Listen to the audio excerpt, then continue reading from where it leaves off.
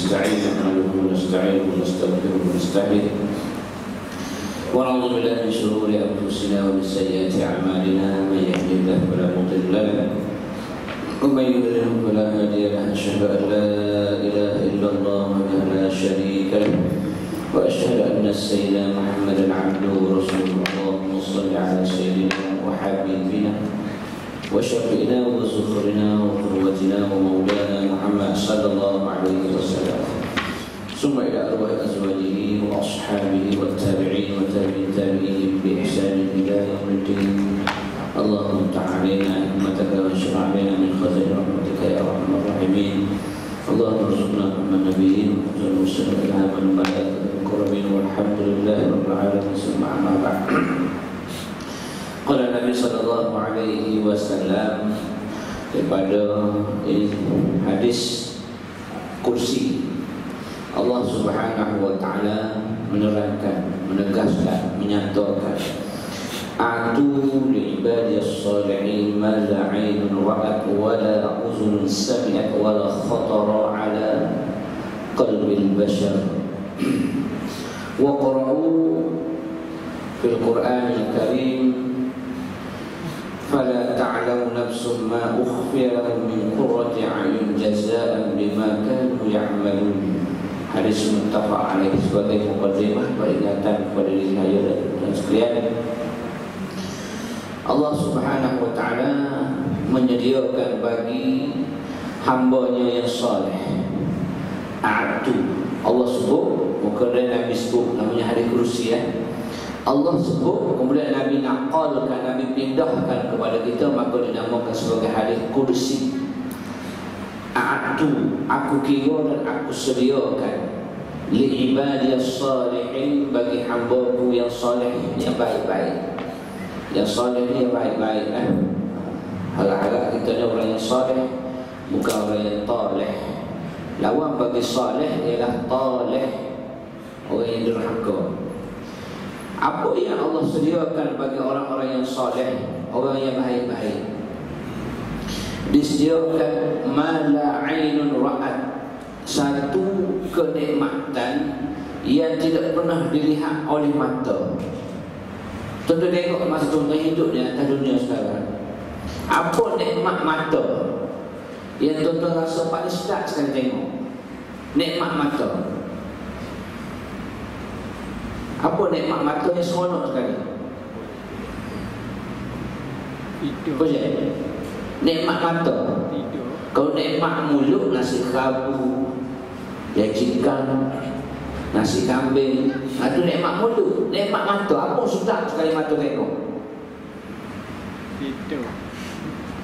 Tidur. Oh, kata nikmat dia tidur. Untung dia tidur sebab tak berdosa. Tak berdosa. Orang tidur tengah orang mengajar pun tak dosa. Orang tidur tengah baca Quran tak dosa. Sedap tak? Boleh jadi sedap juga. Boleh jadi kadang-kadang subuh pun terlepas. Sedapnya tidur. Nikmat paling besar saya rasa mata ni. Boleh tengok dunia lah. Besar tu. Besar anak tu kan. Boleh tengok dunia, boleh tengok alam. Dan yang sedap lagi boleh tengok perempuan dan lelaki. Nah, seronok tengok perempuan. Dia tak pernah tengok. Kau tengok dia. Soalan kau dia. Tengok. Mana dia dalam syurga tu, ma la 'ainun ra'at, yang mana atas dunia ni mata kita tak pernah tengok nikmat tu. Seronok macam mana digambarkan orang perempuan bila dari dalam syurga, bila dia minum air, nampak aliran air pada leher dia. Kita tak nak, hanyalah bayangan sahaja kita dalam macam mana. Mana 'ainun ra'at, tak ada siapa pun yang pernah melihat. Itu adalah gambaran sam'iyat sahaja, benda yang didengar oleh telinga kita, tapi tak ada orang yang ditengok. Mana 'ainun ra'at, mata pun tak pernah tengok. Wala uzunun sami'at, dan nikmat itu ialah nikmat sehingga telinga pun tak pernah dengar nikmat. Sedap, indah, cantik. Bayangkan dalam syurga dibuat bertambahkan permata intan dan berlian, tiang-tiang dia, lampu kipas semua tu ada. Ada intan, zamrud, zabarjat, macam-macam lagi. Itu ialah sami'at, didengar saja. Gambarannya, oh cantik macam mana. Tuan-tuan pergi tengok. Kalau pergi tengok Masjid yang paling cantik mungkin kita pernah pergi ke luar negara, pergi ke Turki, tengok hiasan masjid cantik kita nampak. Pergi ke masjid Nabawi, kita nampak cantik, ukuran dia cantik, tulisan dia cantik. Pergi ke mana masjid yang kita nampak, tapi dalam syurga lebih indah daripada yang kita nampak sekarang. Kalau sekarang aku kita nampak, ya Allah cantiknya, intan, berlian dan sebagainya, menyebabkan kita orang lelaki yang tak minat emas, tak minat intan, berlian pun jadi terbuka. Tengok dia kalau pergi ke Madinah dan sebagainya, kita tengok lampu dia ya, lampu yang gantung. Tengok lampu, ya Allah cantiknya, tengah mana kita tengok putih cantiknya. Syurga lebih-lebih lagi. Wala khatru ala qalbil bashar, dan juga tidak pernah terlintas di hati manusia. Tak terlintas di hati manusia macam mana nikmatnya berada dalam syurga. Hati kita pun tak nak terlintas, ya Allah nikmat macam mana, nikmat duduk dalam syurga. Apa yang aku nak, ma tashtahi anfusukum, apa yang dikehendaki oleh diri kamu pasti akan ditunaikan oleh Allah Subhanahu wa taala. Apa yang kita terlintas, kita, ya Allah, sedapnya makan kambing golek, sedap, terlintas ada kepala siapa kambing. Iyo, macam mana nak gambar, kita tak nak gambar. Kalau kita pergi kedai, pergi order nak makan nasi kambing, dia nampak juga nak siapa. Kadang-kadang kalau orang ramai, ujung-ujung bulan gaji baru masuk gaji, oi, dia 20-30 minit nak boleh sampai. Ini terlintas, bukan minta pun, terlintas sahaja. Maka Allah akan tunaikan, akan sempurnakan. Mana bayangan di hati kita, lintasan di hati pun akan ditunaikan oleh Allah Subhanahu wa taala. Ini Allah sediakan kesemuanya untuk siapa? Li ibadiyas salihin, bagi hamba aku yang soleh yang baik-baik, kata Allah Subhanahu wa taala. Hadis ini ada hadis kursi, iaitu Allah dah sebut kepada Nabi naqal pindahkan kepada kita. Jadi nak cerita kepada kita tuan-tuan, apabila tuan-tuan menjadi orang yang soleh, orang yang baik-baik, maka apa juga kehajatan hati yang mana tak pernah didengar oleh telinga, tak pernah dilihat oleh mata, akan menjadi hak milik kita. Syarat utama mesti jadi orang yang soleh. Li ibadiyas salihin, bagi hamba aku yang soleh. Bagi hamba aku yang soleh tak ada. Dia kena lalu dulu zaman pembakaran, iaitu kena bakar dulu dalam aku berapa ketika kena bakar. Lepas tu tuan-tuan kena tolong ingat baik-baik, jangan kita ada hutang dengan manusia. Jangan berhutang dengan manusia. Di antara hutang dengan manusia yang kita tak nampak ialah tak keluarkan zakat. Sehingga orang yang tak keluarkan zakat akan ditulis di pintu syurga, namun diharamkan daripada masuk syurga Allah Subhanahu wa taala. Ingat ada zakat kan? 1/40 ataupun 2.5% daripada harta yang kita ada, yang telah cukup tempoh dia setahun, wajib dikeluarkan zakat. Jangan lupa zakat. Sikit kau banyak kau jangan sayang. Sebab Allah bagi harta kepada kita itu sebagai ujian. Allah nak uji je. Kalau Allah nak hapuskan harta yang kita milik dalam tempoh setahun, sebelum sampai setahun, Allah boleh buat. Tapi Allah biarkan cukup haul dia. Haul dia setahun baru keluar zakat. Jadi Allah biarkan dalam himpunan kita, dalam simpanan kita sebanyak nisab, katalah 20,000, sehingga 1 tahun, maka wajib dikeluarkan 1/40 daripada 20,000. Berapa? 500. 1/40 daripada 20,000. 500. Lebih kurang. Baru 20,000. 200,000. 5,000. 2 juta. 2 juta. 50,000. 50,000 boleh beli wajar sport cash. Sayang tak? Sebab tu oleh kerana tuan-tuan disayang kepada harta, maka Allah tak bagi tuan-tuan jadi jutawan. Sebab 2 juta tuan-tuan, 50,000 nak bagi senang-senang. Sebab itu Allah tak bagi kita. Allah tahu dah. Allah tahu dah kita ni tak mampu dengan nafsu kita yang ada, maka Allah sayang kita. Allah biarkan kita dalam keadaan yang ada sekarang. Kita rasa tak cukup. Sebab apa kita rasa tak cukup? Sebab hati kita merasa tak cukup. Kita nak saja. Sebenarnya Allah dah bagi cukup dah untuk kita. Sebab tu kita tengok kawan kita senang hidup, dia tak ada masalah. Sebab dia boleh hidup dengan kecukupan yang Allah berikan kepada dia. Kita jadi tak cukup sebab kita nak lebih. Allah bagi dia takat yang ada dah cukup. Tapi oleh kerana kita nak lebih menyebabkan muka kita macam muka tak cukup. Muka tak cukup, macam tak cukup. Tapi rasa nak. Tapi kawan kita tu bagi banyak ni, dia pun syukur dengan nikmat Allah Subhanahu Wa Taala, menyebabkan dia tak ada nampak keluh kesah. Relax, senang, tenang. Anak 5, isteri seorang. Relax. Kita isteri setengah orang. Tak apa seorang lagi begini. Baru setengah orang begini. Susah kelan kabut sana, kelan kabut sini. Anak tak ada lagi. Contoh. Sebab kita tidak merasa kecukupan. Allah telah cukupkan untuk kita. Kalau kita rasa kecukupan, kita rasa tenang. Oleh kerana kita tak rasa kecukupan, kita rasa keluh kesah. Keluh kesah kan? Tak cukup, mula nak cari sana, mula nak cari sini, mula nak suap sana, mula selewing sini. Itu punca ya. Sebab kita rasa nak melebihi daripada keperluan kita. Jadi tuan-tuan, jadi orang baik ni hendaklah kita ikutlah syariat Nabi SAW. Apa yang telah Allah tetapkan kepada kita, kita buat baik-baik dengan rezeki yang ada, kecukupan, cukup mencari keberkatan daripada Allah Subhanahu Wa Taala. Macam kisah Nabi Musa dengan seorang abid dulu ya, yang mana Allah tetapkan rezeki dia sebuku roti. Oleh kerana dia bersyukur dengan sebuku roti itu, Allah lipat gandakan keberkatan kepada rezeki dia. Allah tetapkan dia sebuku roti, tetapi oleh kerana dia bersyukur dengan sebuku roti, Allah berkatkan sebuku roti itu menjadi dapat kambing, dapat kebun taman dan sebagainya. Kita dah ada. Kita berkat. Keberkatan kepada rezeki Bani Israel.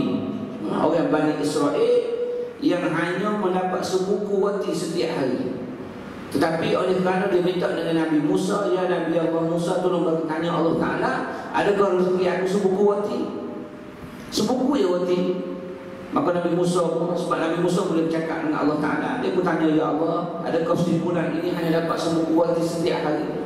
Ya, simpulan ini aku telah letakkan sebuku roti sahaja untuk dia. Maka dimaklumkan kepada simpulan Al-Abid tadi, maka dia dapat sebuku roti. Syukur dia kepada Allah Ta'ala sebab Allah telah letakkan untuk dia rezeki sebuku roti.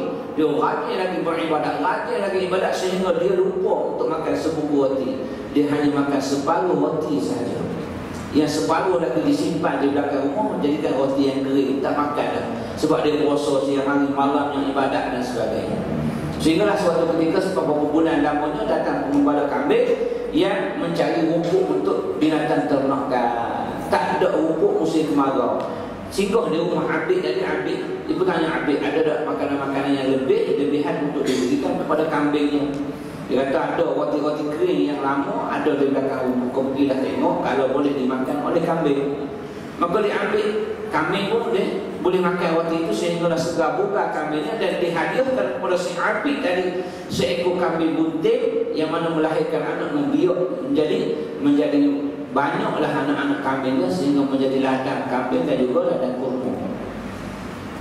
Apabila Nabi Musa lalu tengok, Nabi Musa pun heran macam mana seorang abid yang Allah telah tetapkan sebuku roti, tiba-tiba dia ada kambing, tiba-tiba dia ada ladang kurma. Sedangkan Allah telah tetapkan rezekinya hanyalah sebuku roti. Maka dia beritahu, setelah engkau beritahu aku ya Nabi Allah, aku dapat sebuku roti, maka aku bersyukur, aku rajin lagi usaha, aku rajin lagi ibadat kepada Allah Ta'ala. Maka hasilnya orang ini hadiahkan aku seekor kambing dan hadiahkan juga pokok kurma kepada aku sehingga menjadi ladang dan juga menjadi ladang ternak yang begitu banyak.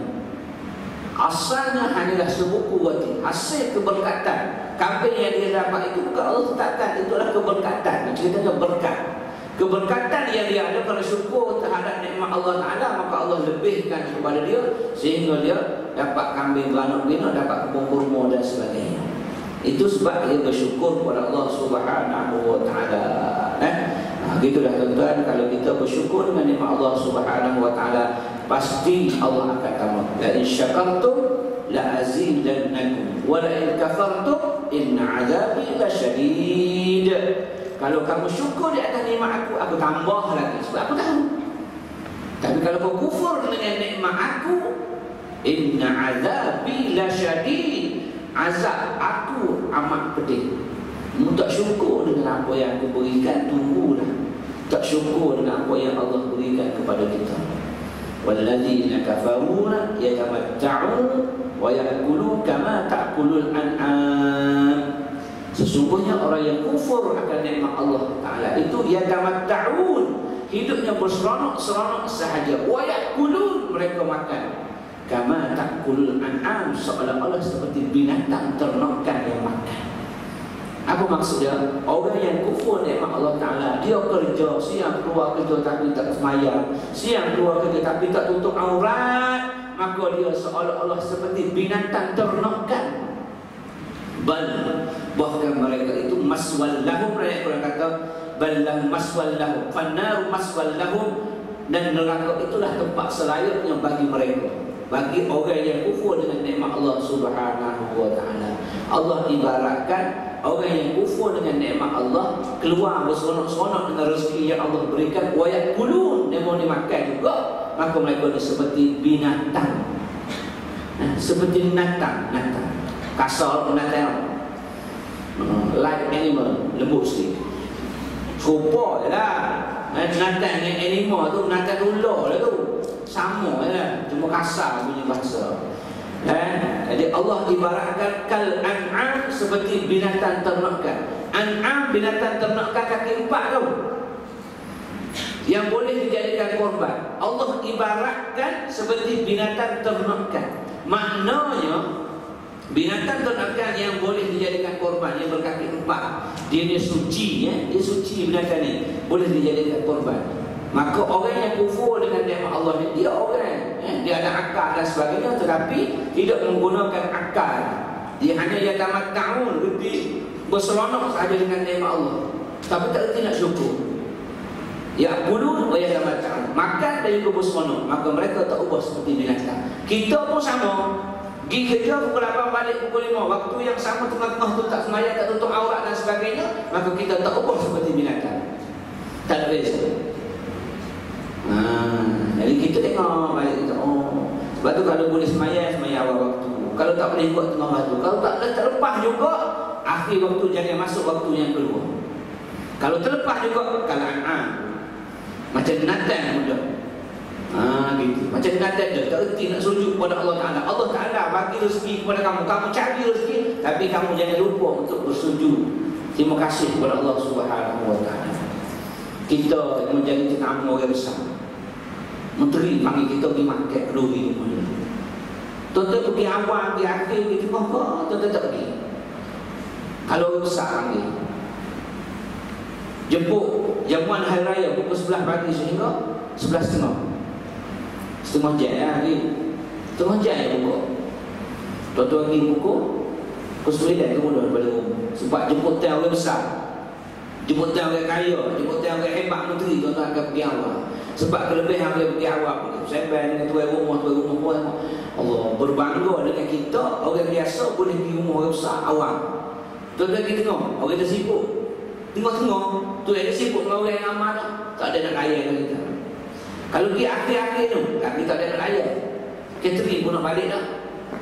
Kalau tak pergi jemputan, maka tuan-tuan buat jumpa dia minta maaf, malu muka rasanya, sebab tak pergi jemputan orang besar. Bahkan tuan-tuan akan pergi, kalau boleh nak bagi tahu sekampung tu, aku menteri besar panggil aku pergi makan rumah dia, sebab seronok kita orang besar panggil. Ni Allah panggil kita untuk jumpa dengan dia. Maka orang yang paling baik adalah orang yang pergi awal waktu. Itu orang paling baik, itu datang jumpa dengan Allah Ta'ala awal waktu, semayang awal. Yang kedua adalah pertengahan, mana datang juga tengah, datang juga akhir, tak apa juga datang. Yang tak datang langsung, kurang ajar, tak datang langsung. Lepas tu barulah minta maaf lah tu, dan sendiri tak dapat datang lah hari tu. Jadi kita pun nak ganti balik, salah yang dia tahu juga. Tak pergi awal tengah akhir tapi 2-3 hari lepas tu baru dah teringat pergi pohola juga siapa ada lagi. Tahu ambil. Maknanya kita minta maaf juga dia sebab tak dapat hadir. Maka dengan Allah Taala kena taubat, kena ganti semula kalau semaya. Gitulah ibaratnya supaya kita mudah faham. Nak ambil mana kita? Semaya kita awal, tengah dan juga akhir. Maka awal lebih baik daripada tengah, tengah lebih baik daripada akhir. Kalau tak buat asal, maka taubatlah kepada Allah Subhanahu Wa Taala. Sebab kita dah melampaui batasan manusia yang soleh. Kita telah menjadi manusia yang taleh. Maka kita tidak akan dapat nikmat syurga yang Allah telah sebutkan tadi. Ma la 'ainun ra'at wa la 'uzunun sami'at wa la khatara 'ala qalbil bashar. Wallahu a'lam. Kita tengok kepada hadis kita yang ke-33. 3, 4, 5, 6. Baca sini tajuk dia.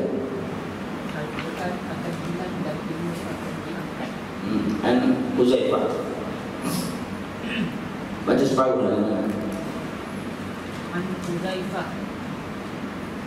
Huzaifah bin Yaman qala Rasulullah sallallahu alaihi wasallam yadrusul Islam kama yadrusul tawhid hatta la yura ma siyamun wala salatun wala nusuk wala sadaqah wal yusra ala kitabillah fi lailatin fala yalqa fil ard min ayatin wa tabqa tawa'ifu من الناس الشيخ الكبير والعجوز يقول أدركنا آباءنا على هذه الكلمة لا إله إلا الله فنحن نقول فقال له صلة ما تغني عنهم لا إله إلا الله وهم لا يدرون ما صلاة ولا صيام ولا نسك ولا صدقة فأعرض عنه حذيفة ثم ردها عليه ثلاثا كل ذلك يعرض عنه حذيفة ثم أقبل عليه في الثالثة فقال يا صلة تنجيهم من النار ثلاثة رواه مسلم ومسلم. Baik, ini adalah di antara peristiwa yang akan berlaku di akhir zaman, yaitu Al-Quran akan hilang dan ilmu diangkat. Yang ada sebut Al-Quran tak ada lama dah. Itu saya dah cetak tak masuk, tak pernah cetak dah. Tak ada cetak. Quran hilang. Quran yang hilang ini akan diangkat sebelum kiamat. Semua tulisan-tulisan daripada Al-Quran akan diangkat ke langit kerana tidak ada lagi orang yang mengamalkan Al-Quran. Akan diangkat ke langit. Sebelum digulung, sebelum dihancurkan bumi ini, Allah akan angkat qalam dan juga kalam. Qalam ialah tulisan, kalam ialah kata-kata. Jadi Allah akan angkat ke langit. Itu tanda dah akhir sana. Dia tidak akan berlaku gulungnya Quran itu hancur begitu saja, tapi dihilangkan satu persatu. Baik, an Huzaifah bin Yamani qala, Huzaifah bin Yamani meriwayatkan qala Rasulullah sallallahu alaihi wasallam, Nabi telah bersabda, yadrusul Islam kama yadrusu washyul sawba. Yadrusu al-Islam maksudnya akan kehausan Islam, haus. Bukan haus dahaga. Itu dia terjemah kita boleh. Akan luntur lah. Nah, satu persatu tu akan hilang. Akan luntur, akan lusuh, akan haus ni takut asuh lah gitu lah. Ia terus asal perkataan darah saya terus ni ialah belajar. Belajar ni maknanya akan hilang jahil kita jadi cerdik. Darah saya terusun darsan bahwa darisun wazaka madrusun udrus la tadrus madrasun tu orang belajar nahwu sarah yang ngapa gitu kaedah. Jadi darasa ni belajar, kita belajar, yang tak pandai akan jadi pandai, yang tak tahu akan jadi tahu. Jadi maksudnya ia akan menghakis atau menghilangkan, memasukkan, akan terhakisnya Islam kama yadrusu wasyus saw, sebagaimana terhakisnya corak warna pada pakaian. Wasyus saw maknanya lama dipakai pakaian, dia akan luntur warna dia akan hilang, bunga-bunga dia akan nampak pudar. Begitu juga dengan Islam, bila telah lama, makin lama dia makin mudah, makin jauh dengan agama. Orang dah tak berpegang dengan agama. Bada'al Islamu ghariba wa sayaudu ghariba fatuba lil ghuraba, dalam hadis yang awam. Islam itu datangnya dagang dan akan kembali dagang, dan berbahagialah bagi mereka yang dinamakan dagang. Mana Islam datang ni terpencil, tak ada orang pegang Islam. Tiba-tiba Nabi seorang, kemudian para sahabat dan sebagainya. Kemudian dia akan balik semula gharib. Dia akan jadi pula makin kecil balik. Kecil, besar. Zaman kegemilangan, zaman para sahabat, kemudian makin menunggu. Zaman kita sekarang makin menguncup Islam. Sehingga orang nak pegang Islam pun takut dah. Nak beramal Islam pun takut dah. Nak ikut Islam yang sebenar pun takut dah. Nak buat rang undang-undang Islam, memperkemaskan rang undang-undang Islam pun orang takut nak sokong. Takut nak sokong, bukan buat lagi. Baru nak memperkemaskan rang undang-undang Islam. Tapi ramai di kalangan Melayu Islam yang ada autoriti dalam Dewan Rakyat, Dewan Negara, sampai takut untuk mengatakan setuju dan sokong rang undang-undang Islam. Baru nak buat rang undang-undang, belum lagi buat hukum Allah Ta'ala. Yang itu pun takut dah tuan. Takut. Macam mana nak cari kemenangan Islam? Jadi maknanya di akhir zaman itulah jadinya. Makin rendah, makin jauh dengan Islam, sehingga orang takut untuk beramal dengan Islam. Maka dalam hadis ini disebutnya ialah akan terhapus ataupun terhakis ataupun akan mudah lunturnya Islam itu, sebagaimana lunturnya warna dan corak pada pakaian kamu. Hatta la yudra ma siyam, sehingga manusia tidak mengetahui apa itu puasa. Hakikat sebenar puasa itu apa dia? Tak tahu. Puasa tak makan, tak minum puasa. Sedangkan puasa, hakikat yang sebenar pada puasa itu apa dia? Bukan hanya setakat menahan lapar dan dahaga, tetapi menahan juga panca indera, menahan juga hati daripada dengki, khianat kepada orang dan sebagainya. Tapi pada ketika itu manusia tak tahu apa yang dikehendaki dengan puasa dalam Islam. Bila ni? Sekarang ada berlaku dah. Puasa lepas bulan Ramadan. Bulan Ramadan warung semua. Masuk Syawal, beres ni. Luar daripada tu masuk Zulkaidah, Zulhijjah, tak ada apa. Tak ada habis kan? Hilang kan? Jadi tak tahu apa hikmah di sebalik puasa. Puasa wijaun, puasa pakai benteng untuk mencegah daripada maksiat. Bila kita lapar, kita penat, nafsu kita pun penat juga, kita pun tak boleh nak buat maksiat. Mana kita sampai peringkat kita tak faham apa yang dikehendaki dengan puasa. Wala solatun, dan kita tak tahu apa yang dikehendaki dengan sembahyang. Sebenarnya hakikat sembahyang, inna solata tanha 'anil fahsya'i wal munkar, sembahyanglah yang dapat cegah keji dan juga munkar. Allah sebut hanyalah sembahyang sahaja yang dapat cegah perkara keji dan perkara munkar. Ramai yang sembahyang tapi munkar buat juga. Munkar buat juga, bahkan menganjurkan kemungkaran. Menganjur kemungkaran tu kan. Bukan hanya reda dengan munkar, tapi menganjur, mengambil munkar luar, bawa dalam rumah kita, mengambil munkar luar, bawa dalam keluarga kita, bawa dalam negeri, bawa dalam negara kita. Munkar. Kuntum khaira ummatin ukhrijat lin-nasi ta'muruna bil ma'ruf wa tanhauna 'anil munkar. Allah telah sebut kuntum khaira ummatin, jadilah kamu sebagai sebaik-baik umat ukhrijat lin-nas, yang zahir yang dikeluarkan kepada manusia.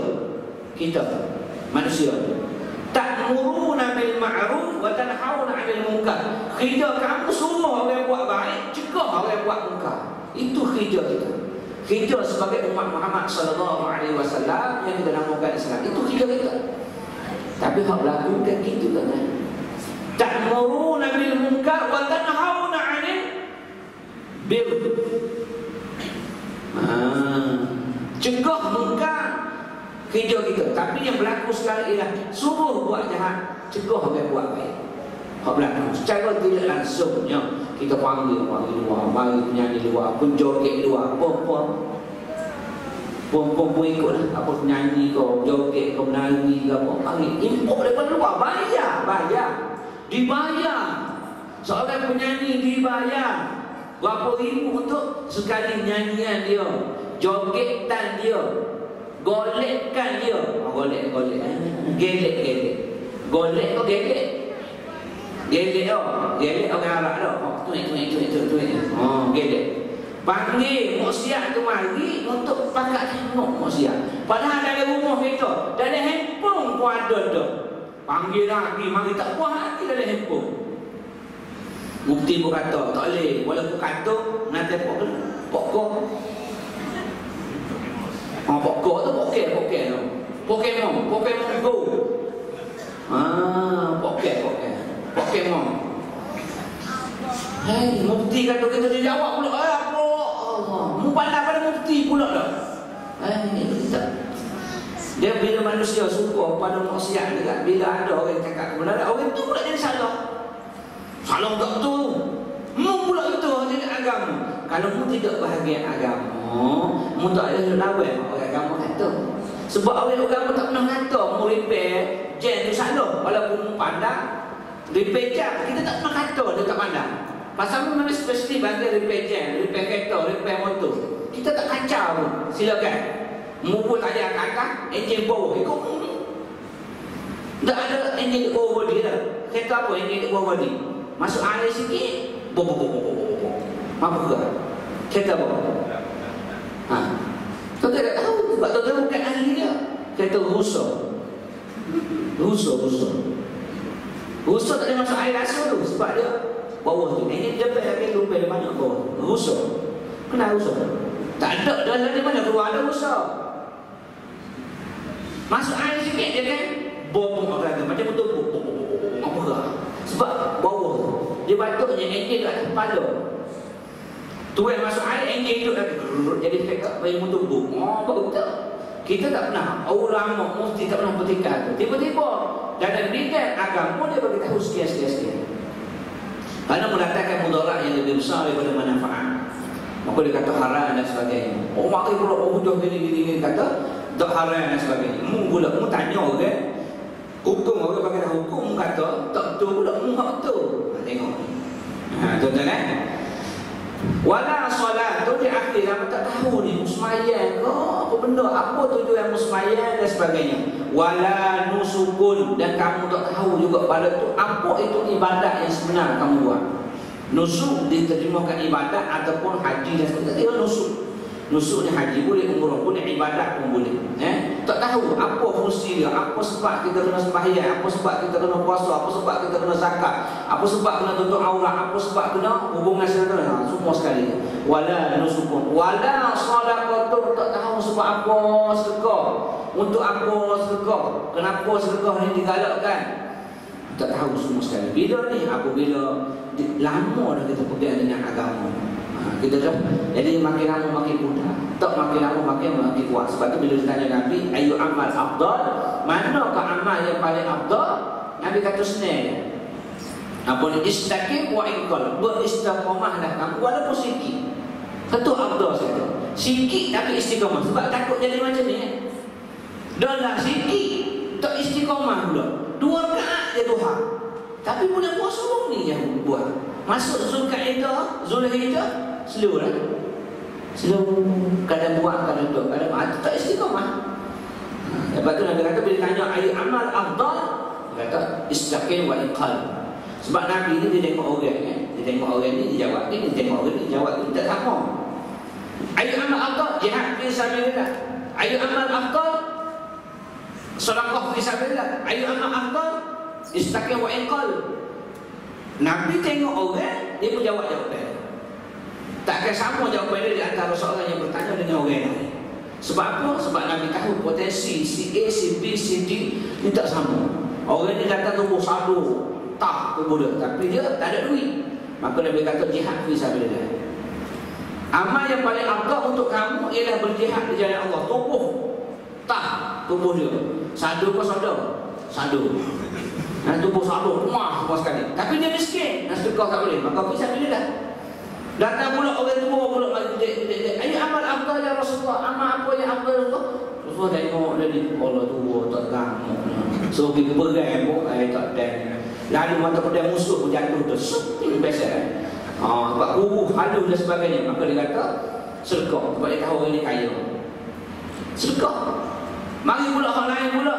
Apa dia? Kubur tak sadu lah. Tak ada apa boleh buat. Istaqim wa inqal. Istiqamahlah kamu walaupun sikit. Sebab dia tahu dah orang tak mampu perang, tak boleh nak sedekah pun tak boleh, tapi dia boleh beramal. Dia pun tak mampu sebab itu. Istiqamahlah dengan amalan kamu ada walaupun 2 rakaat duha. Itu maksud dia. Nabi tengok keadaan orang. Sebab Nabi ni adalah orang yang kasyaf, orang yang nampak di balik, di sebalik. Bukan scan bukan Nabi punya scan. Scanner bukan. Kita scanner lah.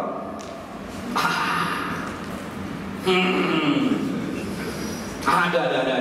Tu mengaruh. Tu mengaruh tu. Nabi dia kasyaf, dia boleh nampak. Dia dah hadap kiblat di semaya, orang mari ke belakang dia tahu dah.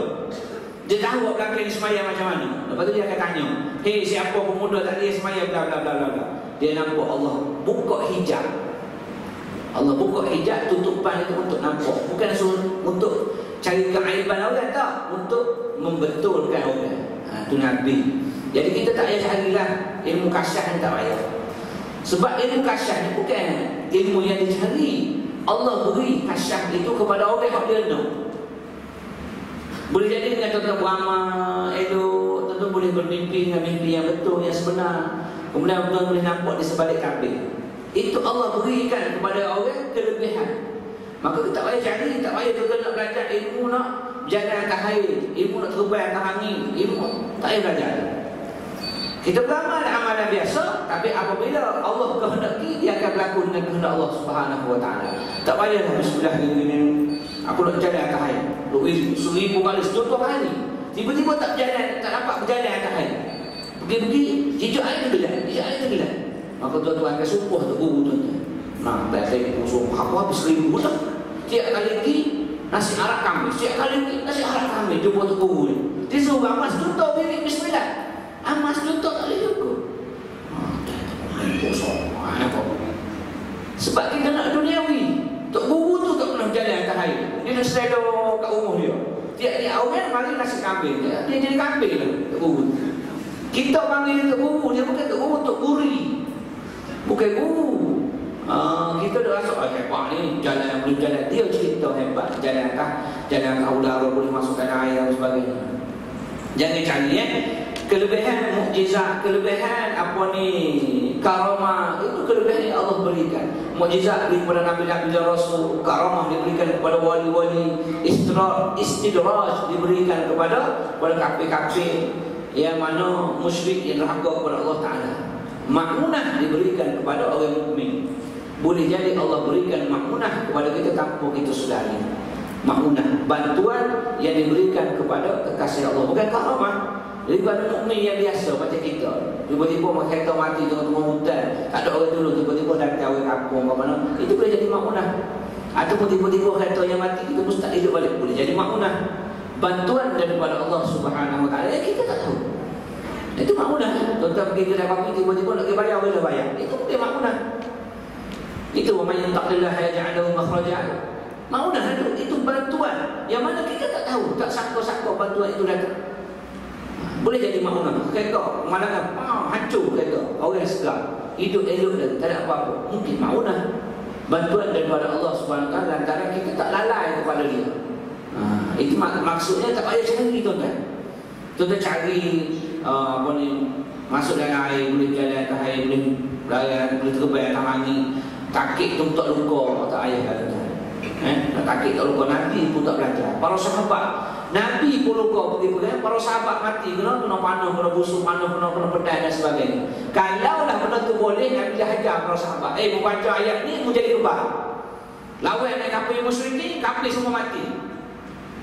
Yang tepung bukan tiup je. Juruh nak, sah. Atau orang yang taruh, sah. Mati juga. Nabi tak ajar, tak ajar. Dia bagi dengan sendiri. Bila nak perang dengan Muhammad SAW, Allah bagi kegerunan kepada musuh 3 bulan. 3 bulan musuh gerun. Nak perang dengan siapa? Perang dengan Muhammad suka. Bergelisah musuh apabila tahu dia nak berlawan dengan Muhammad SAW dan tentera dia. Dia tahu Nabi Muhammad kita ni tidak ada orang ramai pengikut dia. Ratus-ratusan ribu dia 10,000. Tetapi Allah meletakkan rasa takut di hati musuh. Bukan sebab dia ramai kan kena takut semua. Tuan-tuan ni ramai. Tapi ajak pergi kubur belas 20 takut lah kau. Tak pergi tuan-tuan walaupun ramai. Aduh kerja lah anak tuition. Tak lagi lah kubur boleh nak baca tahlil. Minta maaf ustaz, tak apa banyak ustaz. Saudara silam. Tanya ustaz kau gigi. Oh bini kau ada saudara bagi. Tak lagi juga 2 orang. Tanya cik Allah malingnya ayah nak sabar. 3 orang. Tanya apa jamaah pun kawan nak pergi lain pun. Kau ni pun lah tak lagi. Aku saudara. Aku tak pergi juga. Aku takut juga saudara. Contoh dia, maknanya kandung hati tu takut tak akan sampai. Jadi bila kafir boleh nak berlawan, nak berdepan dengan Nabi SAW, Allah bagi takut kepada dia 3 bulan rasa takut. Contoh sebab apa kalau dia lintas. Sebelum dia bertarung dia takut dia. Dia pergi raket ketat dia. Nak semih. Dia takut. Lepas tu semih tak masuk. Syeng bola air habis. Contoh dia. Sebab rasa takut dia. Kalau rasa confident, insya-Allah. Jadi Allah meminta Allah yang segala-galanya mengubah hati. Musuh tu takut pada Nabi 3 bulan tuan. Kita nak yang tu lah, tak payah kita duk beramal supaya orang takut kita tahu.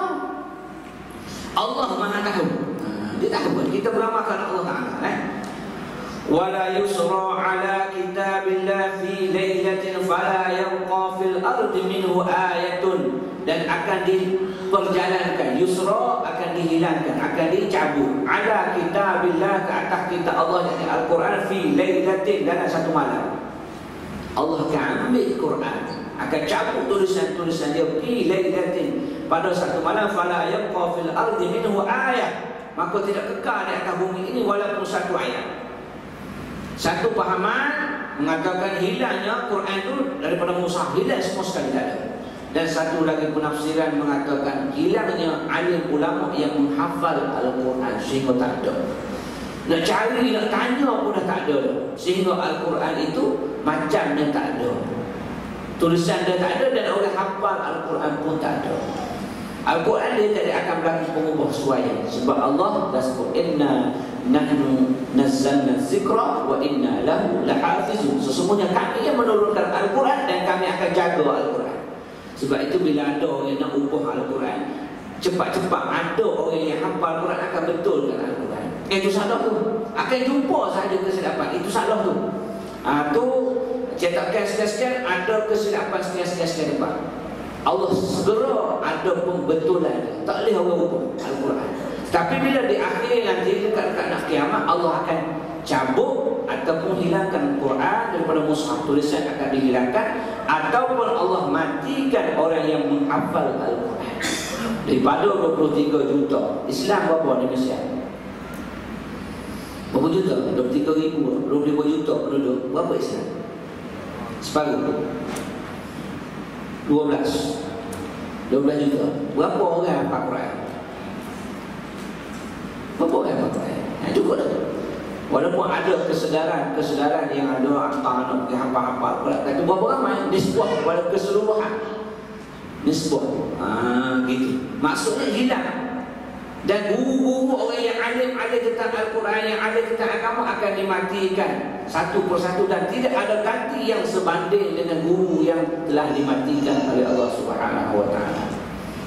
Tuan guru ni aziz mendengar, anak dia tak ada ganti, ni Abdul tak ada ganti, seumpama dengan bapak dia.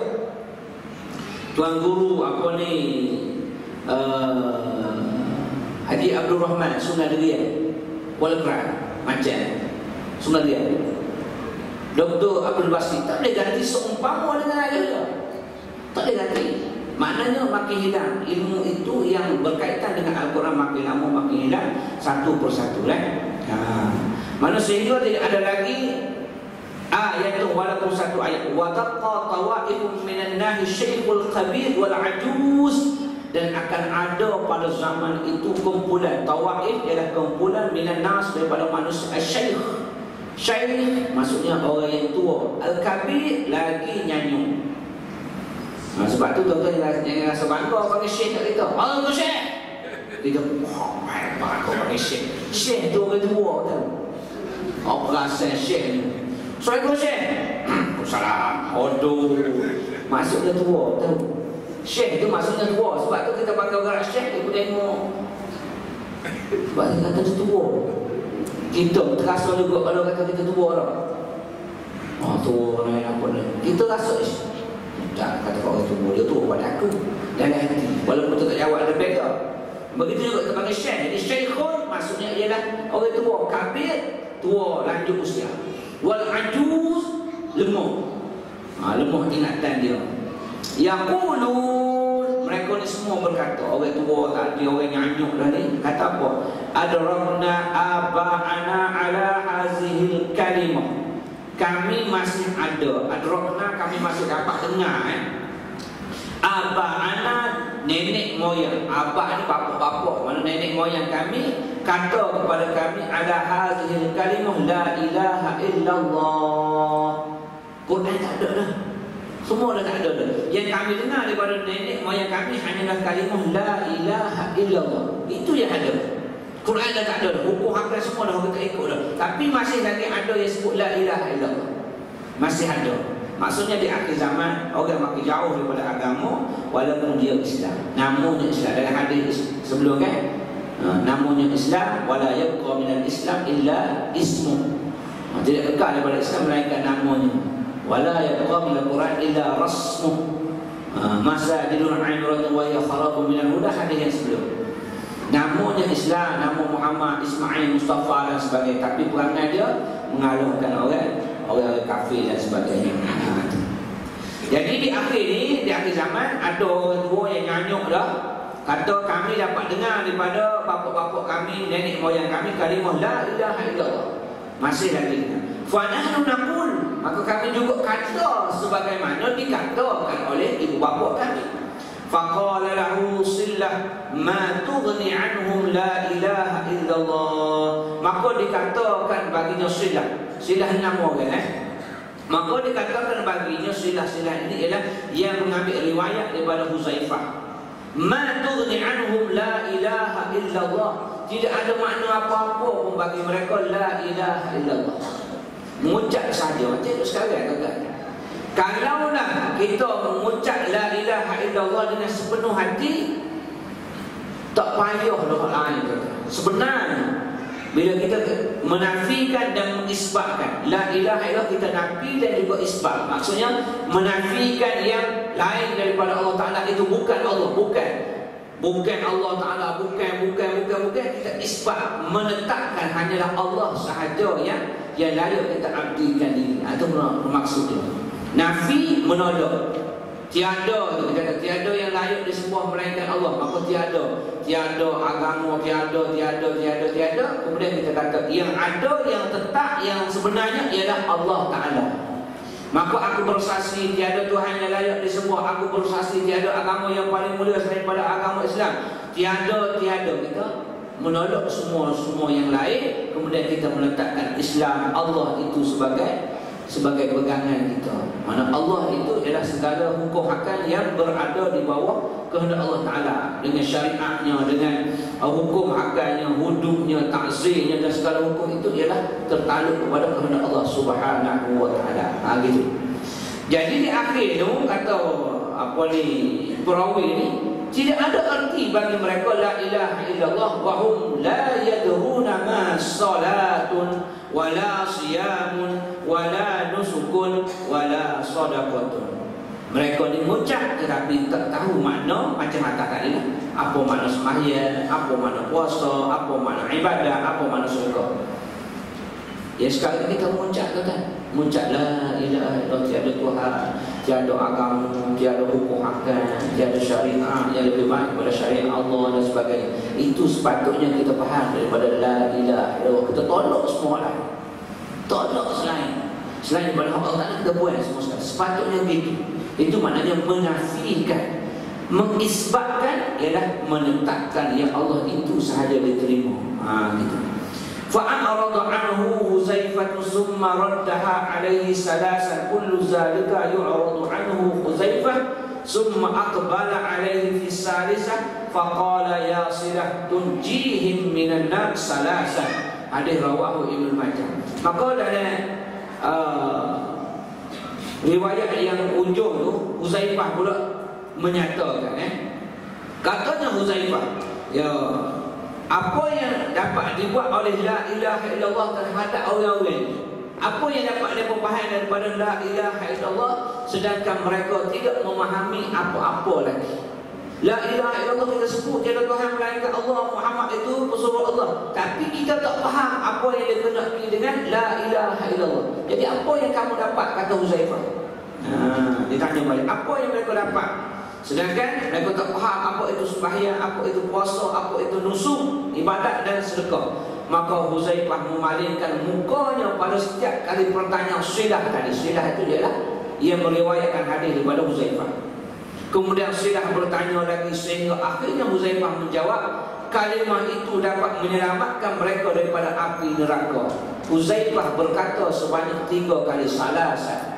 Maksudnya la ilaha illallah selagi ada di hati, walaupun dia tak faham solat apa, walaupun tak faham siam apa, walaupun tak faham nusuk apa, walaupun tak faham apa makna di sebalik la ilaha illallah, tetapi selagi ada iman la ilaha illallah, maka dia tetap juga masuk syurga di atas sabda Nabi, man qala la ilaha illallah dakhalal jannah. Man qala la ilaha illallah dakhalal jannah. Tapi jangan perasan, tuan-tuan, jangan perasan masuk syurga tanpa hisab. Maknanya orang yang ada di hatinya la ilaha illallah, dia akan masuk syurga akhirnya setelah dia dibakar, setelah dia berada dalam neraka beberapa ketika yang telah ditetapkan oleh Allah. Itu maksud dia. Selagi ada la ilaha illallah di hati, tidak terbatal la ilaha illallah, maka dia akan masuk syurga. Sebab Nabi sebut, Nabi jamin, man qala la ilaha illallah dakhalal jannah. Tapi Nabi tak sebut dakhalal jannah bighairi hisab. Maksudnya dia mengucap dia Islam, tapi amal dia amal fasik, dia munafik dan sebagainya, dia buat dosa, maka dia dibakar terlebih dahulu, akhirnya masuk syurga. Sebab tu Huzaifah bila sudah tanya, dia buat tahu sebanyak 3 kali. Semua kullaka yu'radu anhu Huzaifah. Aradu dia masuk kepala, tak nak jawab. Semua aqbala alaihi fi salisah. Kemudian kali yang ketiga bila Silah ditanya Huzaifah, dia menjawab, ya Silah, tunjihum minan nar salasa. Mereka ni akan selamat daripada api neraka. 3 kali disebut. Mereka akan selamat. Tunjihum minan nar, tunjihum minan nar. Macam kita minta Allahumma ajirna minan nar, Allahumma ajirna minan nar, Allahumma ajirna, ya Allah, jauhkanlah aku daripada azab api neraka, ya Allah, jauh daripada azab api neraka. Maka Huzaifah kata, tunjihum minan nar. Selagi ada la ilaha illallah di hati mereka, mereka akan selamat daripada api neraka. Walaupun dia buat dosa, walaupun dia tak tahu apa itu solat, apa itu nusuk, apa itu sedekah dan sebagainya. Maknanya tuan-tuan, akhir dalam hidup kita biarlah ada di hati kita walaupun sedikit, walaupun hanya la ilaha illallah Muhammadur Rasul, kena tetap di hati kita, jangan terbatal syahadat. Sebab tu tuan-tuan kena rujuk balik dalam kitab perukunan solat, apa rukun syahadat, apa syarat sah syahadat, apa perkara yang boleh membatalkan syahadat. Jangan kita kata kita mengucap dah la ilaha illallah, kita kata Nabi aku akan masuk syurga. Ya, Nabi aku yang masuk syurga kalau kalimah la ilaha illallah tidak batal. Tapi kalau terbatal la ilaha illallah, maka tak boleh masuk syurga, tuan-tuan. Sebab dia syirik dan murtad dengan Allah Subhanahu wa taala. Lepas tu berhati baik-baik. Dia nangkap boleh lihat kat mana, tapi kalimah la ilaha illallah mesti sebati dalam hidup dia. Jangan lupa, jangan ada perkara yang membatalkan syahadat. Di antara perkara yang membatalkan syahadat, di antara perkara yang boleh membatalkan syahadat, mengiktiraf ada Allah selain daripada Allah. Mana ada Tuhan selain daripada Allah. Mengiktiraf ada lagi Tuhan selain daripada Allah Subhanahu wa taala. Mengiktiraf ada hukum lain yang lebih baik daripada hukum Allah Subhanahu wa taala. Menolak hukum Allah Subhanahu wa taala, ingkar akan segala kewajipan yang Allah perintahkan kepada kita. Itu di antara yang membatalkan syahadat. Dan yang kelima ialah menyembah selain daripada Allah Subhanahu wa taala. Batal syahadat. Batal syahadat tak masuk syurga, tak masuk dalam kumpulan tunjihum minan nar hadis Huzaifah, tak masuk. Dia iktiraf hukum Allah tak baik, hukum lain lebih baik. Mengiktiraf ada Tuhan selain daripada Allah, menyembah selain daripada Allah, menduakan Allah Ta'ala. Ada 5 di antaranya, ada banyak lagi tuan. Di antaranya 5 perkara besar yang berlaku Jangan kita engkar akan hukum Allah Subhanahu wa taala. Jangan engkar. Malah buat dosa besar. Malah ayat semaya rasa penat. Malah maka berdosa besar. Kalau mati ketika itu dibakar oleh Allah Subhanahu wa taala kemudian dimasukkan dalam syurga balik. Kerana ada la ilaha illallah. Tapi kalau batal syahadah kena engkar. Malah semaya dan juga engkar. Wajib tak wajib, puasa tak wajib, hukum ni tak wajib, ini tak wajib, engkar, maka mati dia neraka. Khalidina fiha, kekal dalam neraka buat selama-lama, tak akan masuk syurga sebab syahadah dia batal. Kalau tak batal syahadah, diterima lagi selepas dia dibakar dalam neraka Allah Subhanahu wa taala. Takkan kita nak cari kita dibakar dulu, takkan kita nak masuk neraka baru masuk syurga. Kalau boleh kita nak masuk syurga tu, laju mana kita nak lintas sirat tu terserahlah kepada amalan kita. Laju ke lambat ke, kalau boleh nak laju lah, sebab bawah tu lapis neraka. Kalau boleh laju, biarlah laju. Sebab sambil-sambil lintas tu ada pengait-pengait akan cakup pakaian kita. Kata telanjang ustaz, telanjang bagi mu nak telanjang, saya tak nak. Dibangkitkan daripada kubur dalam keadaan hal telanjang neraka. Telanjang semua sekali. Tetapi apabila Nabi itu dibangkit daripada kubur, mereka akan datang mengurung Nabi dan bawa jubah dia, bawa serban dia, bawa dalam kitab itu sebut sebagai mahkota. Mahkota Nabi ini serban, bawa mahkota daripada intan dia yang beri kepada Nabi. Maka para Nabi berasul semua berpakaian.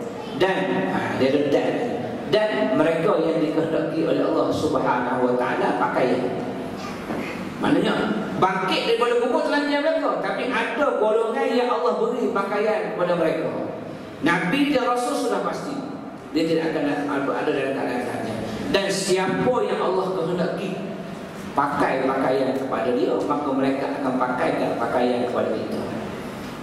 Lepas tu bila kita lintas dan sirat itu dalam keadaan ada kait mengait untuk kait pakaian kita, sanggup. Kalau lekat dah, mungkin jatuh sebelah dan sebagainya. Dalam gelap tuan-tuan, bukan cerah. Dalam gelap kita lalu kita sirat. Kalau besar ni ibu, lalu tengah malam. Tengah malam lahir tuan-tuan. Tuan-tuan berjalan malam, gelap. Mata ada, dalam layar luar tuan-tuan, tapi tak ada lain tengok. Gelap sungguh. Cuba tuan-tuan jalan, lampu kereta tak ada, naik basikal ataupun naik motor, lampu tak ada, lampu jalan tak ada, atas jalan turak, jalan elok turak, tapi tak ada lain putih. Tengok malam yang gelap, sampai tak setakat mana tuan-tuan boleh pergi? Tak boleh pergi. Tuan-tuan pejam mata dalam keadaan cerah ni, tuan-tuan pejam mata nak pergi ke pintu depan pun tak dapat. Ini pula di atas kita yang halus, mata pula kita tak nampak apa satu dah. Dalam keadaan benda pula ada halangan pula untuk kait kita jatuh ataupun tidak. Kita akan cuba nak mengelak kalau kita nampak. Kita lalu nak pergi ke mana kita tahu nak pergi. Pergi tak pergi kita mengikut amalan. Jadi kalau kita ada pakaian, sudah pasti kita akan tempatnya adalah dalam syurga Allah Subhanahu wa taala. Sebab Allah dah bagi nikmat kepada kita, nikmat menutup aurat. Aurat dalam keadaan tertutup aurat, kita ditutup akan aurat kita, diselimuti dengan pakaian. Jadi bangkit telanjang, tetapi apabila Allah kehendaki kita berpakaian, maka mereka akan beri pakaian kepada kita. Siapa golongan itu yang dapat pakaian? Sudah pasti mereka yang menjaga aurat dia ketika dia hidup atas dunia dulu. Dia jaga aurat dia, jaga aurat bersama dengan orang asing, orang kafir, orang Islam dan sebagainya. Kena jaga aurat bukan hanya depan orang kafir, tapi juga depan orang Islam, takut timbul fitnah. Orang perempuan berada di bilik persalinan dengan orang yang kafir perempuan juga, maka dia menjaga aurat dia sebagaimana dia berada di hadapan lelaki ajnabi. Takut timbul fitnah, kena tutup juga. Boleh buka asalnya, tapi kalau mendatangkan fitnah, maka kena tutup. Sebab takut nanti orang kafir tengok, oh orang Islam macam ni, ada apa kekurangan pada kita, ada sakit, ada kurang, ada apa ya kan? Itu akan mencemarkan nama baik Islam. Begitu juga orang lelaki, bila bersama dengan orang lelaki kafir, dia tak boleh juga dedah macam dia duduk seorang. Kena tutup aurat dia, menjaga tak terpusat dengan lentur. Dan juga kalaulah badan dia menjadi fitnah, maka kena tutup dengan badan-badan. Maka orang ni lah akan dipilih oleh Allah Subhanahu Wa Taala untuk dipakaikan pakaian untuk dia di mahsyar. Moga-moga kita terpilih nanti kalangan orang yang Allah beri dia pakaian. Lindung kita, selimut kita dengan pakaian. Sebagaimana diselimutnya pakaian kepada badan-badan Nabi dan juga para Rasul. Dia dengan pakaian yang disuka lah, iaitu jubah dan juga serban. Boleh jadi kalau kita suka jubah atas dunia ni, maka Allah juga akan pakaikan jubah kepada kita di hari akhirat. Kalau kita suka pula pakai serban, maka dia pakaikan pula dengan serban di hari akhirat. Maka kita berada di bawah belakang para Nabi dan para Rasul. Sebab malaikat juga imamah. Innal malaikata ta'ammamu fa innal malaikata ta'ammama. Berserbanlah kamu kerana para malaikat itu pakai serban. Ta'ammamu fa innal malaikata ta'ammamat. Berserbanlah kamu kerana para malaikat itu suka pakai serban. Orang lelaki lah, orang perempuan tak payah lah. Tapi orang perempuan dia suka pada suaminya pakai serban. Dia ambil serban, dia setereka, dia ayahkan serban. Abang ni serban abang. Pasal kat rumah tu banyak sangat ada serban. Banyak sangat serban sehingga boleh buat buah santan. Banyak sangat tak pakai. Orang kampung dulu bubur kelapa buat buah santan. Banyak sangat kain serban. Betul tak? Sebab nak dapat santan yang pekat, bukan macam ramai sekarang. Sebab ramai sekarang di kedai dia ada duit tekan ya. Dulu dia keperluan pakai kain serban ataupun kain batik lepas orang perempuan. Nak dapatkan kepala santan untuk buat ketupat hari raya. Dulu bukan senang tu, nak dapat pati kepala tu, dia tak nak pun air untuk dapat kepala santan. Sekarang tak boleh senang dah. Jadi serban yang ada di rumah tu bukan nak lapik alas meja hari raya dah. Setiap kali orang pergi umrah, pergi haji, untuk tua kita bagi serban. Tapi setiap kali bagi gantung sana, alas meja, letak di sini. Kalau kita suka sekarang, di akhirat kita akan dapat apa yang kita suka. Ustaz sekian tak nak patah, Ustaz tak nak ahli. Takut kita jadi bahari. Makan, sekian tak ada tu. Kita sekian nak makan. Tak lama tu Ustaz nak makan. Weh, berapa lama Ustaz boleh cakap lagi? Sama ya. Kita ambil ilmu dia, tak dia ambil perangai dia. Ambil ilmu Ustaz tu bagi, jangan ambil perangai Ustaz tu. Kalau kita ambil perangai Ustaz, tak ada orang nak ikut Islam tu kan. Ustaz okok ke bopok sama putih pun balik Allah kuasa. Saya bukan kutuk, saya dah bagi tahu kata jagalah sikap. Orang Islam kena jaga sikap. Maka kalau kita orang yang dimalui orang macam tu Imam, Tok Bilal, orang ni orang malu kita, maka jaga sikap kita. Nak isap okok nyaruk, isap okok nyaruk. Saya kisah kebetulan Tok Imam dia yang baru dilantik tu isap okok. Oh malu. Okok ni apa ni makruh, bukannya haram, sungguh sangat sebab apa? Kita bagi tahu jaga sikap. Mu nak pakai makruh, mu nak pakai haram, mu punya pasal. Kita bagi tahu dah sikap, keboleh percayaan tu kena jaga. Sebab orang akan tengok kita di antara ramai-ramai tu, tiba-tiba kita nanti jadi tu imam, kita isyak okok. Orang lain Jumaat biasa tapi tak isyak okok. Mu kena jaga lah. Walaupun makruh, bagi orang yang ada agama, makruh itu dah dekat kepada haram. Untuk diri dia dah dekat kepada haram. Makruh, semua yang makruh. Takkanlah ustaz seorang imam nak minum diri sama dengan orang, kecuali darurat sangat, tak ada tempat duduk. Semua hari tu ialah makan sambil berdiri, sambil berjalan, supaya tak makan banyak. Maka betul terpaksa makan ambil ni, makan diri. Walaupun ada hatimu rasa tak selesa dengan keadaan, kursi semua tak ada. Jadi kita buatnya ialah makan berdiri semua sekali, makan ringan-ringan, makan colek, makan gitu je, minum air. Jadi ni ustaz-ustaz sekali dengan orang ada ilmu sekali. Walaupun di hati dia rasa kebencian, dia dah terpaksa. Tapi kalau ada kursi, boleh duduk, tiba-tiba makan berdiri juga, jatuh sikap keboleh percayaan. Isyak rokok, sorok lah. Kira dah tanda nak isyak sangat. Maknanya supaya hipokrit, supaya kesikohan itu kita kena jaga. Kalau nak buat hak aku nak makruh, sebab makruh ini dah dekat kepada haram. Selangkah lagi haram lah. Berterusan buat benda makruh, dia akan boleh jadi haram. Berterusan ada buat makruh, dia akan jadi haram. Sebab lama-lama dia akan jadi mudarat besar. Sebab kita tinggal sunnah jadi makruh. Duduk, kalau makan duduk, kalau kencing. Begitu juga, jangan tengok ustaz macam dia sama je.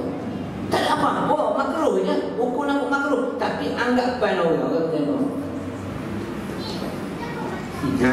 Oh ya, dia lah. Dia aku sama je. Sikoh ke boleh percayaan. Kena jaga bukan masalah hipokrit, jaga lah. Dan itu orang ustaz. Tuan-tuan sekalian ni, walaupun bukan ustaz, tetapi tuan-tuan orang dah jadi ahli taman syurga Allah. Kena jaga perangai orang taman syurga. Kena jaga. Sebagai ciri-ciri orang ahli syurga, kena jaga. Kena jaga tuan-tuan. Makan kita kena jaga, cakap kita kena jaga. Boleh wah-wah kawan-kawan, tapi janganlah keterlaluan.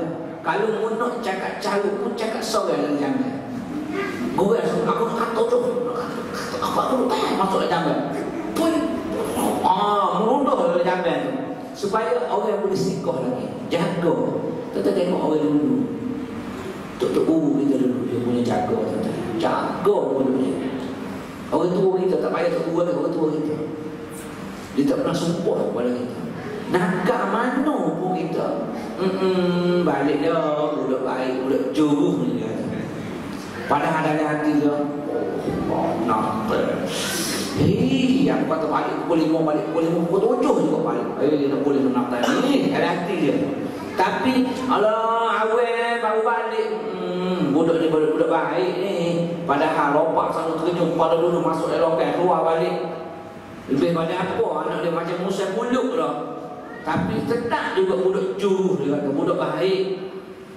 Orang sekalian dah nampak tak baik mana, tak ngajar, masa tak erti ni. Nunggu mok dia ni, nunggu mok dia ni. Ni, memang ni. Tak erti hajar semua ni. Orang sekalian. Orang duduk macam mana nakal apa dia, tetap juga anak baik. Dia rasa pengawal, ni juh ni, besar ni jadi cik orang besar ni. Jadi orang hebat ni. Padahal anak dia buat macam Musa buluk lah nak. Tapi doa dia tu. Maka Tok Guru dulu lebih daripada itu. Dia jaga apa ni kemuliaan dia, kesikohan, keboleh percayaan sehingga orang rasa malu ke Tok Guru dulu. Malu tu kan. Tengok Allah segalanya. Dia rasa segan ke Tok Guru dulu. Allah ni payah dah nak segan. Payah tu tak nak jumpa. Balik kurang, betul ke putih rokok. Pinjam rokok sikit, aku tak ada nak cucu. Macam mana nak sikap? Tu sekarang jadi kesikohan tu kena jaga. Dan tuan-tuan pun kena jaga. Kalau mana nak isap rokok, sorok-sorok lah. Sorok-sorok.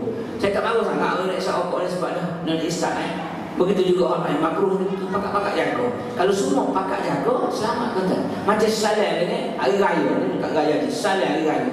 Kalau lepas salam tu, kalau semua pakat jaga, sepupu kita jaga tahu dah tak boleh haram, maka selamat tuan-tuan. Tapi oleh kerana dia tak faham, kita dah faham. Kita tahu salam dengan sepupu adalah haram. Kita pun tak salam, orang tak tahu. Dia pun ada tanya juga.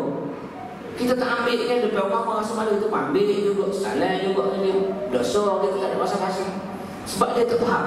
Kalau dia faham, masyarakat semua faham. Termasuk orang kecil, orang bawah, orang tua, orang atas semua faham. Maka orang atas semua sekali tak akan bersalah. Sebab apa timbul isu itu tuan-tuan? Sebab apabila kita jadi orang besar, orang hebat ni, orang fokus, macam artis. Segala pergerakan artis itu akan diikuti oleh wartawan dia, oleh PRO. Dia akan tahu, artis ni bising. Artis, selipar putus, masuk soal apa? Selipar dia putus. Seorang artis terputus seliparnya kerana tergelencos. Tergelincir ya. Tergelencos di celah-celah lokai tersebut. Ambil gambar, putus selipar. Orang ambil sebab dia glam. Maka kalau kita orang ada nama, ada TV pun kita salah dengan orang bawah. Biasa-biasa salah. Maka situ orang tengok. Orang ikut. Tapi kalau orang besar, orang hebat-hebat, tak salah tu. Pergi majlis apa-apa, perempuan sama perempuan sana, lelaki sama lelaki, akan diikuti oleh orang bawah. Secara tak langsung dia akan ikut. An-nasu ala dini mulukihim. Manusia itu akan mengikut agama ketua-ketua mereka. An-nas ala dini mulukihim. Manusia ni banyak akan mengikut akan muluk, raja-raja, ketua lah. Raja dia buat apa, dia tu mudah ikut. An-nas, manusia, kita. Jadi bila jadi, tak salah lah. Kita pun sama, secara tak langsung. Tapi orang tengok, tu sana, tu kira, tak ada apa-apa. Orang yang jahil, orang yang tahu agama tak apa. Orang yang jahil dia tengok, pakat dada belakang. Walaupun itu macam adat tak apa lah. Perempuan sama perempuan, lelaki sama lelaki. Kalau tunjuk lagi TV pun, salah perempuan sama perempuan, lelaki sama lelaki. Barulah sama. Manusia layak pun tengok, orang ramai pun tengok, oh macam ni, bagus. Kita pun ikut, walaupun kita jahil. Tuan-tuan yang ada ilmu tak apa. Kalau tak ada ilmu, dia semua tangan kat kita. Terima tak terima? Terima tak terima? Tengok, dia tahan juga. Nah, muda lagi ni, boleh kot, lembut kot. Ustaz lapik lah Ustaz. Lapik mata dia mana? Dia ada buat maksiat, dia berlapik dulu. Sebelum dia buka lapik, dia dekat. Tuan-tuan duduk dekat dengan bini tuan-tuan, tak rasa panas. Tapi tuan-tuan duduk dekat dengan orang yang haram, yang halal nikah dengan tuan-tuan, dia akan rasa lain. Akan rasa lain. Dengan bini kita dulu, panas juga, lama-lama dia sejuk. Tak ada rasa apa, sejuk lah. Tapi cuba duduk, nyelepas pula. Bergelepar kita. Panas. Aurat tarik dia tu, kehangatan dia akan rasa. Lepas tu syaitan pula duduk tengah tu, sekiranya lah. Kehangatan dia.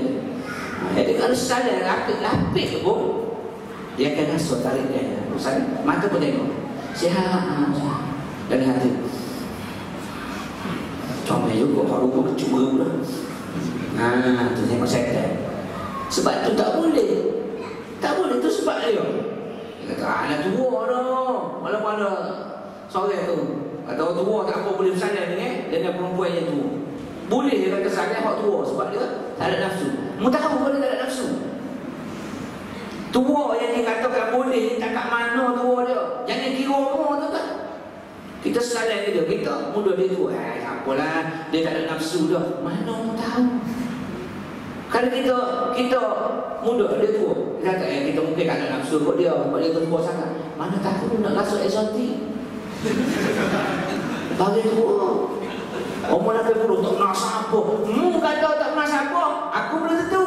Sebab bila aku muda umur 17, hak yang kedua 20, hak yang ketiga 25, hak yang keempat ni nak rasa eksotik 85. Pusat yang dia dia makna sangat dengan bagi tua.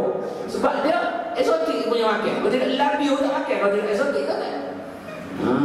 Sebab tu Islam kata tak boleh. Habis kita potong setakat tu je. Sadduz zara'i, mencegah daripada berlaku. Tu Islam pun cakap. Sadduz zara'i, tahan daripada benda tu berterus. Sekat tu jangan. Salah lapik pun tak boleh sebab dia akan ada tarikan. Magnet dia akan ada tarikan. Kukuk mana? Sebab tu tuan-tuan, bila kita balik kepada agama yang sebenar, agama yang sebenar, kita akan selamat. Tu je.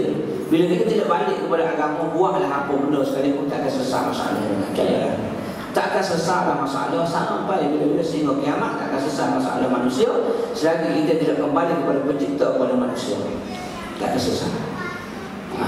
Sebab pencipta manusia tahulah masalah manusia. Kalau kita tak balik kepada dia, tak rujuk kepada dia, tak akan selesai masalah manusia. Jadi kita pakat-pakat kembali semula kepada pencipta manusia, baru kita selesai masalah manusia. Iaitu kembali kepada Allah Subhanahu Wa Taala yang mencipta manusia dan yang mencipta hukum alamnya. Allah yang cipta, bukan yang jadi dengan tak sengaja, tapi dicipta oleh Allah Subhanahu Wa Taala. Baik tuan-tuan, sekadar dulu, mudah-mudahan memberi peringatan kepada saya yang kita sentiasa lupa kepada Allah Subhanahu Wa Taala, memberi peringatan kepada saya. Dan juga tuan-tuan, kena kekal juga beramal. Bagi tahu supaya saya kekal beramal dan kekal dengan 10 kali qul huwallah, dengan tabarak, dan juga dengan subhanallah wa bihamdih 100 kali sehari. Kekal. Kekal malam, tidur malam, ambil air sembahyang, ada aturan. Sebab apabila kita ambil air sembahyang, kita nak tidur, maka roh kita akan bersujud kepada Allah Ta'ala walaupun kita dalam keadaan tidur. Barulah tidur kita dapat pahala. Ambil sembahyang, tunjuk kaki arah kiblat, baca qul huwallah, baca al-falaq, baca an-nas, baca Fatihah, sapu seluruh badan kecuali 2 kemaluan kita. Tidur tuan-tuan, tuan-tuan tidur, maka setiap nafas yang tuan-tuan keluar dan masuk, keluar masuk, itu dihisap sebagai pahala oleh Allah Subhanahu Wa Taala. Ruh akan bersujud apabila kita suci terangkatnya hadas kecil. Mudah tuan, tapi susah nak istiqamah. Istiqamah tuan. Carilah, kita cari kelebihan ini sebab kita tak ada kelebihan lain yang dapat kita buat ketika kita tidur. Kalau kita tak ambil ismaya, maka nafas keluar masuk sia-sia, tak ada apa-apa. Maka tu tidur ibadah tu ialah tidur yang ada ismaya. Ada ismaya, yang bukan susah tuan. Ambil rukun lah. Untuk malas sangat ambil rukun, ada 6 saja rukun ambil ismaya. Tak payah buat, tak payah basuh tangan, tak payah berkomot, tak payah masuk air dalam itu, tak payah. Pergi-pergi je tu, basuh muka serta dengan niat. Dah 2 dah. Muka dengan niat. Lepas tu tangan siku, kepala, kaki tertib. 6, selesai masalah. Komot, tak payah basuh tangan, tak payah malas sangat. 6 rukun dah ada masalah Syafi'i. Settle masalah. Maka tuan-tuan tidur, nafas keluar masuk dikira pahala dan ruh akan bersujud kepada Allah Subhanahu Wa Taala. Sama-sama kita beramal istiqamah tuan-tuan. Istiqamah walaupun kita susah, kita apa, kita sama perlahan-lahan. Tidur amal baca Qur'an Allah 10 kali, ada 1 mahligai dan syukur. Baca Tabarakallazi al-muluk itu ampunkan segala dosa dan dihindarkan daripada fitnah kubur. Subhanallah wa bihamdihi 100 kali diampunkan dosa walaupun sebanyak buih di lautan. Buah dalam kepala kita. Setiap minggu kita tolong ingat kita sebab kadang-kadang kita lupa. Kita lupa, takut kita terlupa, takut saya juga terlupa, maka saya perlu ingat. Sebila masa, sebut dah dulu, memang sebut tapi mu tak buat. Saya sendiri pun kalau saya tak sebut, saya takkan buat. Terlupa nak buat sebab kereta dunia ni banyak. Oleh kerana diselan-selan kereta dunia sampai naik motor ke Allah 10 kali. Subhanallah wa bihamdihi 100 kali. Tak ada habis sambung pula. Tabarakallazi tak apa, bila balik rumah baca 10 ayat. Pergi jabat baca 10 ayat. Lepas tu balik nak tidur mana baca 10 ayat. Dia ada 30 ayat saja. Habis. Setiap hari. Banyak lagi amalan-amalan yang lain, tapi yang ni hak mudah tuan-tuan, supaya kita dapat manfaat yang besar. Sama-sama kita beramal, mudah-mudahan sedikit tapi kita beristiqamah. Itulah yang paling baik kata Nabi SAW. Jadi kita ambillah pendekatan kita istiqamah walaupun sedikit. A'udzubillahi samil alim wasyaitanir rajim. Bismillahirrahmanirrahim. Alhamdulillahirabbil alamin wassalatu wassalamu ala asyrafil anbiya'i wal mursalin سيدنا وحبيبنا وشفيعنا وزخرنا وقدوتنا ومولانا محمد صلى الله عليه وسلم. السلام عليك يا رسول الله، السلام عليك يا حبيب الله، السلام عليك يا رسول الله، السلام عليك يا حبيب الله. اللهم ya Allah, sampaikan salam kami ya Allah, sampaikan selawat kami ya Allah kepada Nabi sallallahu alaihi wasallam ya Allah. Sampaikanlah ya Allah di kejauhan ini ya Allah. Kami jauh daripada Nabi kami ya Allah. Kami tak sayang cinta Nabi kami ya Allah. Jadikanlah kami mengikut setia Muhammad sallallahu alaihi wasallam yang mengamalkan sunnah-sunnah Nabi ya Allah ya Arhamar Rahimin. Mudah-mudahan Nabi kami beri syafaat buat kami ketika mana kami berhimpun di mahsyar nanti ya Allah di bawah terik matahari ya Allah. Ya Allah, Nabi kami akan beri minum kepada kami bertelaga Kausarnya yang akan menghilangkan kehausan kami selama lama berada di mahsyar-Mu ya Allah. Nabi kami juga beri syafaat buat kami, mendoakan kami ketika kami melintasi sirat-Mu ya Allah. Nabi kami mendoakan kami salim ya Rabb, salim sejahtera karena yang melintasi sirat. Maka kami lah tergolong yang selamat melintasi sirat menuju syurga-Mu ya Allah ya Arhamar Rahimin. Allahumma ya Allah ya Rahman ya Rahim. Wahai Allah yang Maha Pemurah, wahai Allah yang Maha Mengasihani, kepada segala yang mengasihani ya Allah. Ya Allah, permudahkanlah segala urusan sahabat-sahabat kami ya Allah, saudara kami ya Allah, jalan takwa kami ya Allah, muslimin dan muslimat ya hadir sebagai tamu di Mekah dan juga di Madinah Munawwarah ya Allah. Permudahkanlah urusan mereka ya Allah, dan sampaikan kami juga ya Allah untuk masa nanti ya Allah untuk ziarah, untuk jalan Nabi kami Muhammad sallallahu alaihi wasallam di Madinah Munawwarah, untuk menunaikan umrah dan haji ya Allah di Baitul Haram ya Allah ya Rahman. Kami mohon padamu ya Allah dengan keberkatan majlis ilmu yang kami hadir pada malam ini ya Allah. Permudahkan urusan mereka dan permudahkan urusan kami nanti ya Allah ya Rahman Rahim. Allahumma ya Allah ya Rahim, wahai Allah yang Maha Mengasihani kepada segala yang mengasihani. Kasihanilah kami ya Allah, kasihanilah kami yang sentiasa bergulung dengan dosa ya Allah. Setiap hari kami melakukan dosa padamu ya Allah. Kami tidak lupa untuk taubat kepadamu ya Allah sebelum kami dijemput menemuimu ya Allah. Mungkin dosa kami lakukan pada pagi tadi ya Allah, mungkin tengah hari, mungkin petang, mungkin malam dua ya Allah ya Rahman. Sekecil mana dosa yang masih ada dalam kehidupan kami ya Allah, Engkau ampun dua ya Allah dosa kami ya Allah. Ampun ya Allah. Walaupun sedikit dosa yang ada pasti kami akan dibakar dan neraka-Mu ya Allah. Maka jauhlah kami ya Allah, permudahkanlah kami ya Allah untuk masuk syurga bertampur dengan siapa-Mu ya Allah ya Rahman.